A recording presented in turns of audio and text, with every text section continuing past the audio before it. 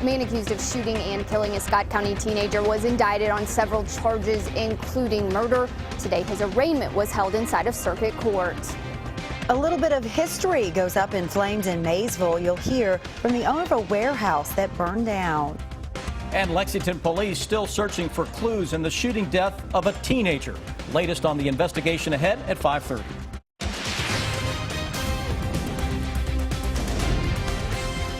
This is WKYT News at 5:30. Good evening to you. Amber Philpott and Sam Dick reporting a man accused of murdering a Central Kentucky teenager was in court today. Michael Davidson is accused of shooting Morgan Penn back in August. Family members say the teenager was at a sleepover in Stamping Ground when bullets fired from outside the home hit and killed her. Today in court, Davidson's family spoke out and said since the shooting, they have been targeted. Our Hillary Thornton was in the courtroom today and has more on their accusations. It's our top story at 5:30.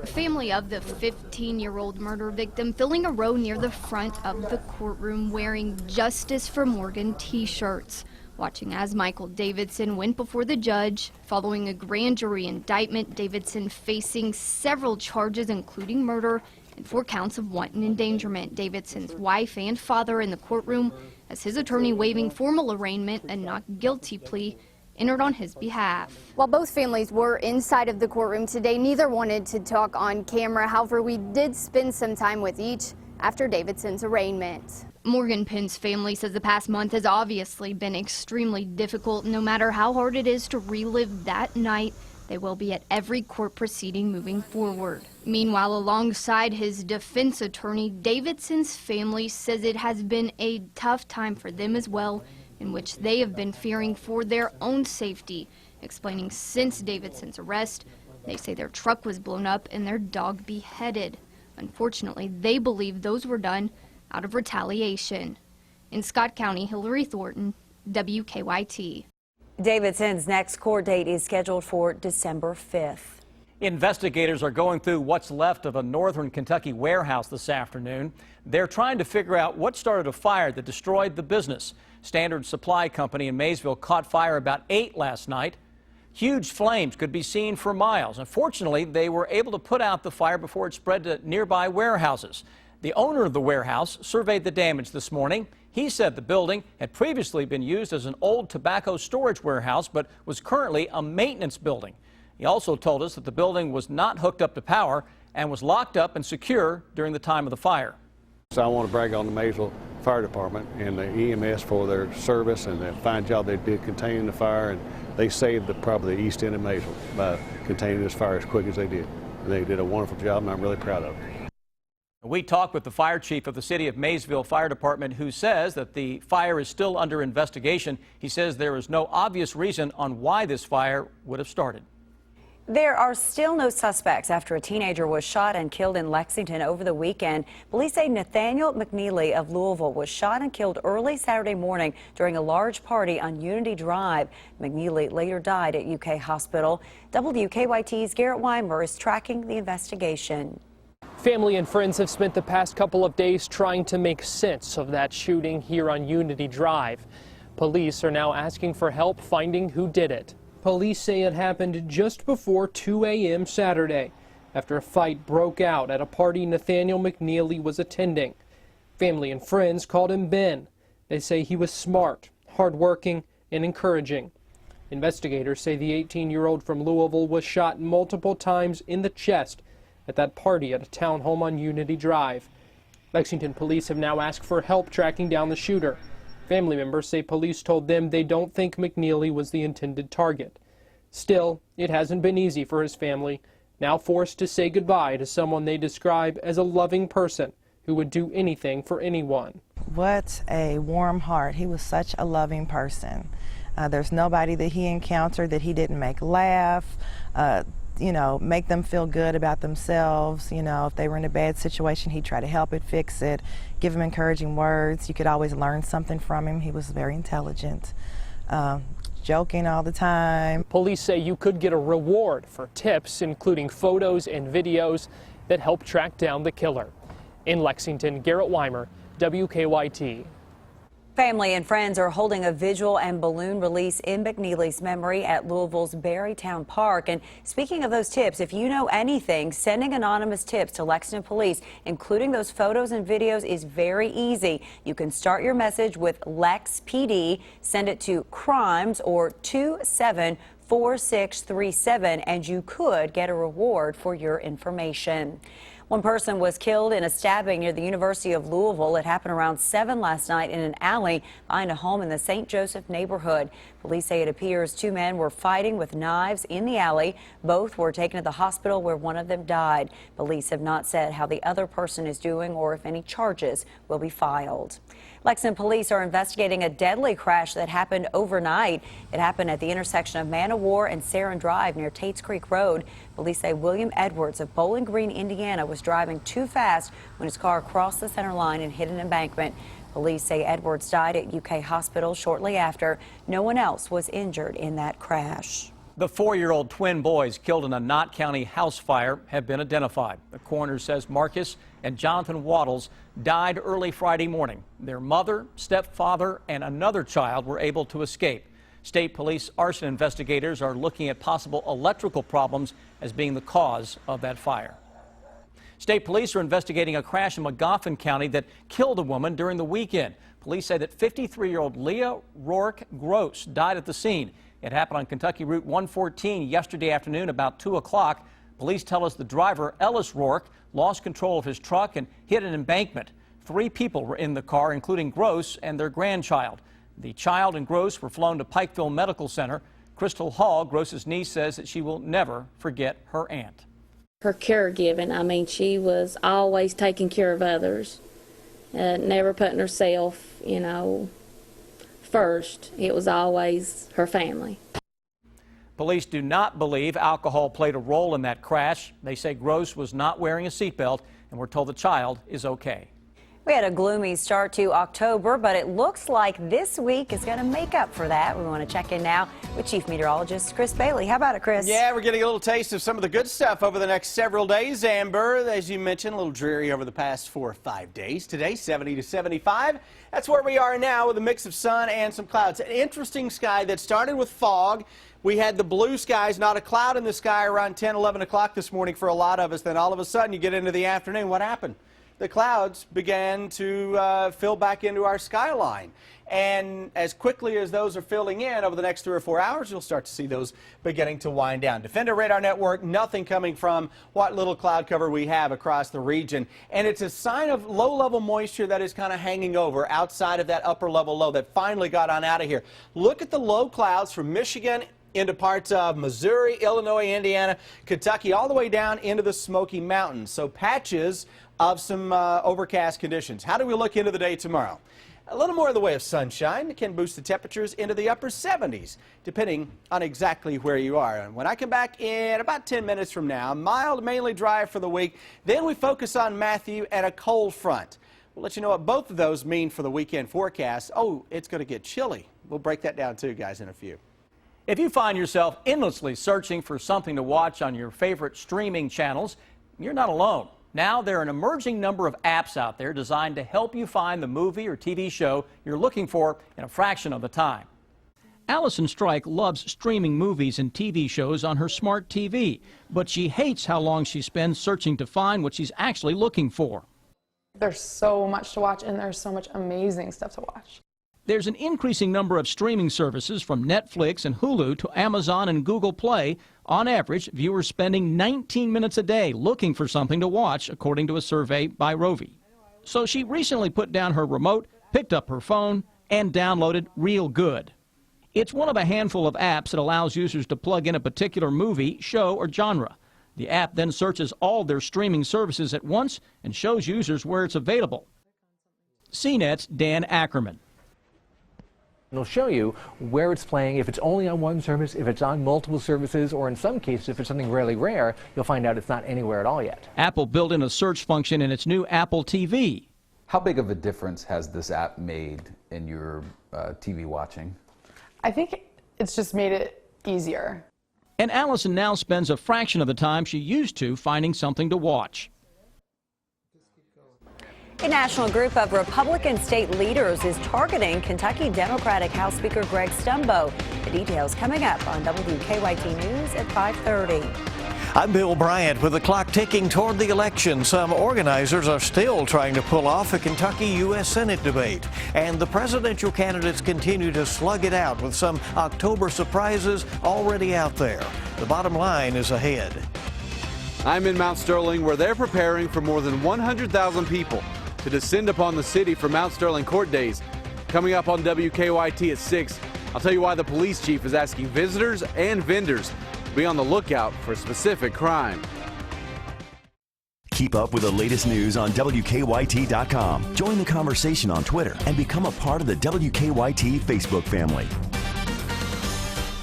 It is still up in the air if we will see a U.S. Senate debate in Kentucky before the general election. And Donald Trump's team is adamant he followed the law when it comes to his income taxes. WKYT's Bill Bryant has the bottom line.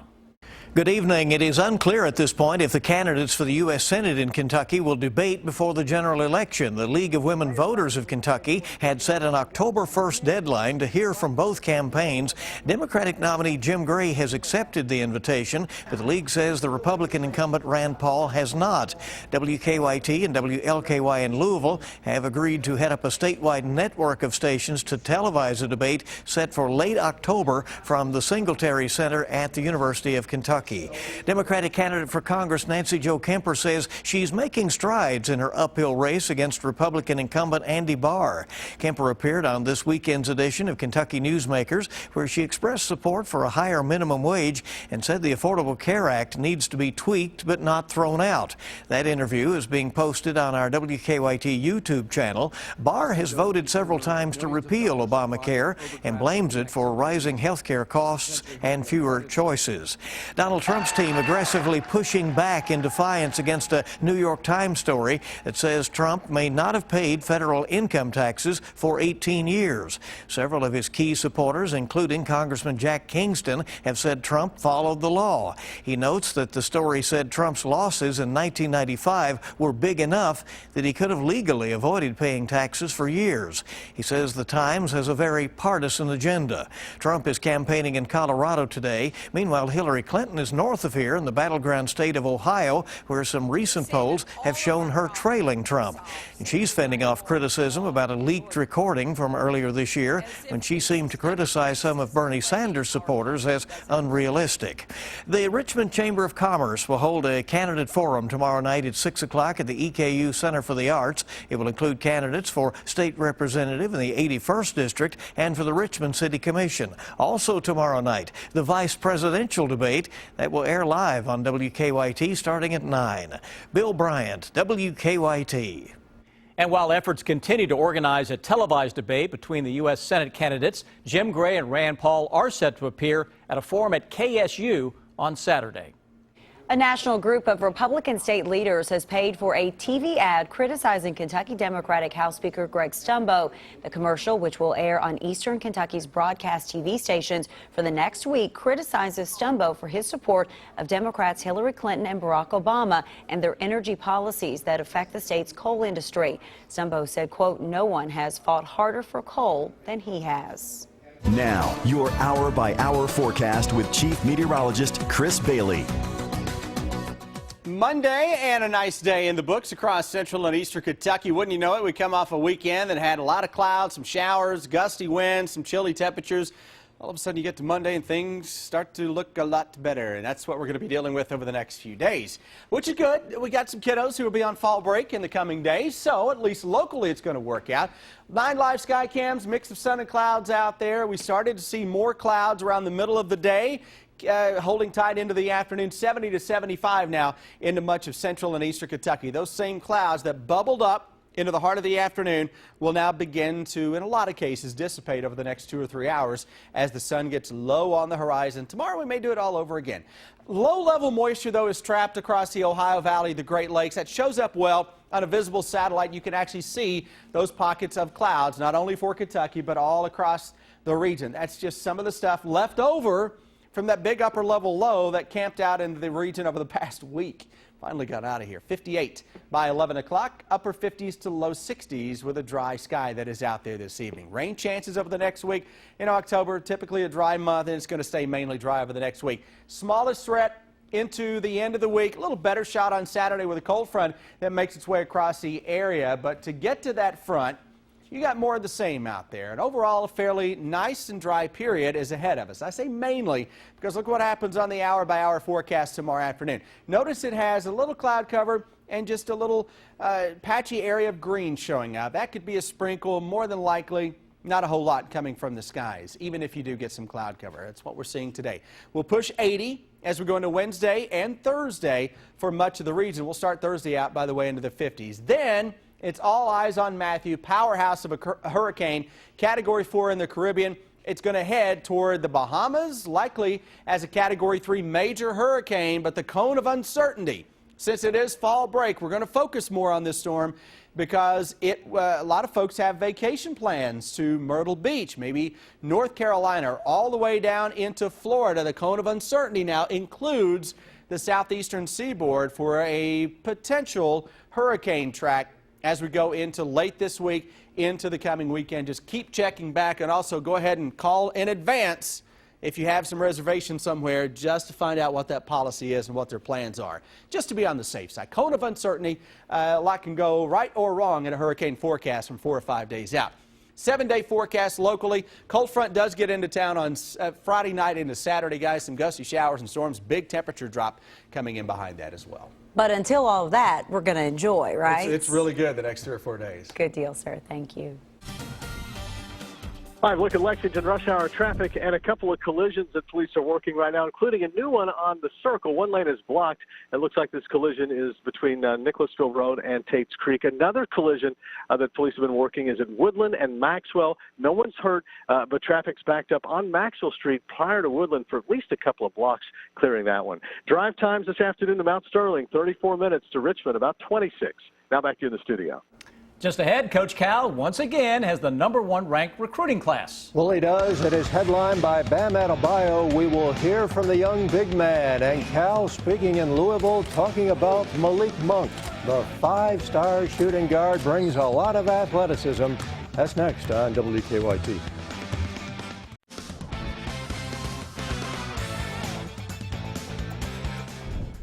We have reached the month of October. Basketball getting closer and closer, and John Calipari speaking to UK alumni in Louisville today. And of course, the fans are eager to hear about the freshman, including 6'3" shooting guard Malik Monk. He's among the 5-star players on the roster, extremely athletic, and he can attack the basket. Malik Monk can do, I'm trying to get him. Right now, Malik Monk, when he comes down the left side, you have no idea what he's about to do, and neither does he. All right, Calipari again brings in the #1 ranked class in the nation. 6th time in 8 years he's done that. It is headlined by 6'9" power forward Bam Adebayo. He was given his nickname when he was very young. I was at a young age. I was watching Flintstones with my mom, and I just sort of flipped over a coffee table, and there go Bam. A really big player. He's high in energy too. When you see him out there again, everyone's gonna be cheering for Bam. That's what you're gonna know. When he gets a dunk, the gym's gonna explode. It's gonna be great, and he's gonna be smiling after. And we look forward to it. On to football, back to Commonwealth Stadium for Mark Stoops and his team this weekend as Vanderbilt comes in for a critical SEC East matchup. Now, the Cats were huge underdogs at Alabama over the weekend. They fell 34-6, but afterwards some Alabama players said Kentucky was the most physical team they'd faced all year. That is a compliment to me, because this game is about being physical, and that's where I think, when you asked me earlier, I thought our approach was right, was play the game the right way, go out and line up and do what we can do and play the best we can. Certainly there's areas where we can do better and will do better, but the fact that they said that was one of the more physical games, it is a testament to what we are trying to do. And this weekend, you could call it a must-win game for both Vandy and Kentucky. 4 o'clock kickoff from Commonwealth Stadium, and you'll be able to see it on the SEC network. Coming up in the next half hour, we will begin previewing the Wildcats, starting with Isaiah Briscoe. He talks about his return, his shooting woes, and a whole lot more. That's at 6. Stay with us.